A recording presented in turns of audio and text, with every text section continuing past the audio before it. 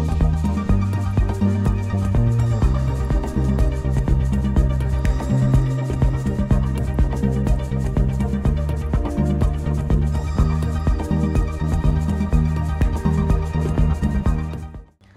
VS, నేను doctor Surender Reddy, andrologist.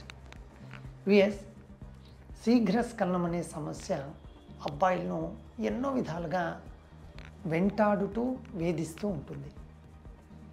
అసలు ఎందుకు మీకు ఆ శీఘ్రస్ఖలనం అంటే అంత భయంగా, ఏంటో ఇది లేకుంటే అంటే ఇది అయిపోతే అంటే అంత శీఘ్రస్ఖలనంగా అయిపోయి ప్రిమెచ్యూర్ ఎజాక్యులేట్ అయిపోయి ఇంకా నాకు లైఫ్లో మా పార్ట్నర్తో ఎప్పుడు ఇంతేనా నా లైఫ్ అని బాధపడుతూ ఉంటారు.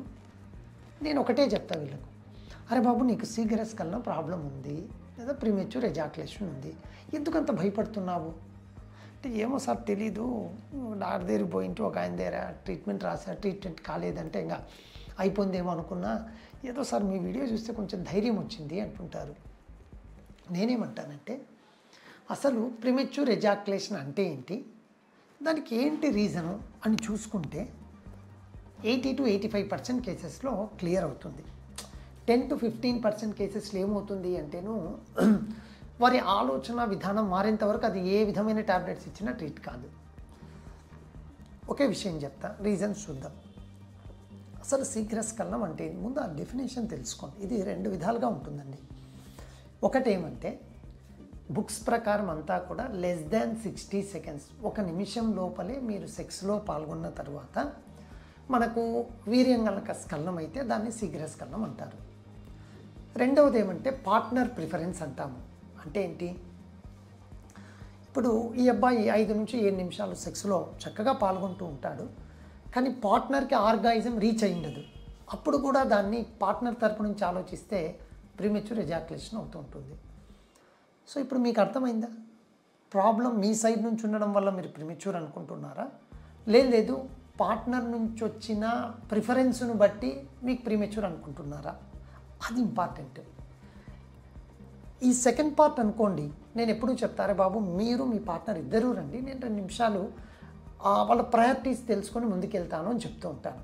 ఫస్ట్ పార్టు మరి లేదులేరా నాన్న, దీంట్లోనే మనకి ఏదో ప్రాబ్లం ఉన్నట్టుంది, దీనికి సంబంధించి మీకు హార్మోన్స్లో ఏమైనా ఇష్యూ ఉందా, చిన్న బ్లడ్ టెస్ట్, లేదు మీ పెనిస్లో ఉన్న ప్రసరణలో ఫ్లో సడన్ సిసేషన్ అంటే తగ్గిపోవడం వల్ల ప్రసరణ అట్లా అవుతుందా, ప్రోస్టేట్లో ఉన్న కొన్ని ఇన్ఫెక్షన్స్ వల్ల శీఘ్రస్ఖలనం అవుతుందా, అలా రీజన్ ఎక్కడుందో చూసుకొని నేను ఒక స్టెప్ ముందుకు వెళ్దాము అని చెప్తూ ఉంటాను. అదే మనకు పార్ట్ 2లో ఉందనుకోండి, ఒకవేళ ప్రాబ్లము, వాళ్ళతో మాట్లాడినప్పుడు మనకు తెలుస్తూ ఉంటుంది what is their priorities, what are the priorities అని. దాన్ని బట్టి మనము ఈ ప్రీమెచ్యూర్ ఎజాక్యులేషన్ను ట్రీట్ చేయొచ్చు.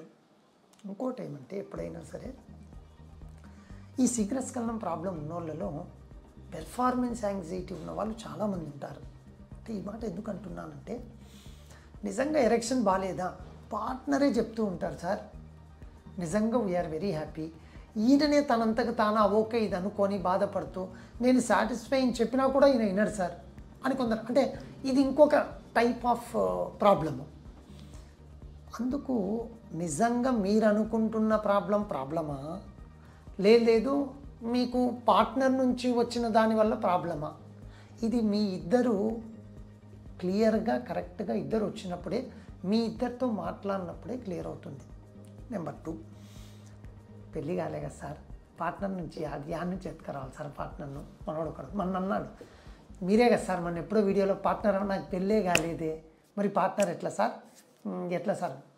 నేనేమంటానంటే, నువ్వు అన్మ్యారీడ్ అయ్యినావు, శీఘ్రస్ఖలనం ఉంది, నేను ఇప్పుడు చెప్పానుగా పార్ట్ 1లో ఆ ప్రాబ్లమ్స్ ఉండొచ్చు, కాబట్టి వాటికి సంబంధించిన చిన్నపాటి టెస్టులు చేసి నీకు ట్రీట్మెంట్ ఇస్తాను, అంతే తప్ప ప్రతి ఒక్కరిని బాబు పార్ట్నర్ తీసుకొని రా, పార్ట్నర్ని తెస్తేనే ప్రీమెచ్యూర్ ఎజాక్యులేషన్ ట్రీట్ అవుతుందని నేను ఎప్పుడూ చెప్పను. సో వియస్, మీకు నిజంగా ఇంకా శీఘ్రస్ఖలనం గురించి అనుమానాలు కానీ లేదు వీటి ట్రీట్మెంట్లో సందేహాలు కానీ ఉన్నట్లయితే, నేను కేవలం ట్యాబ్లెట్సే కాకుండా కొన్ని చిన్నపాటి టిప్స్ అండ్ ట్రిక్స్ ఉంటాయి.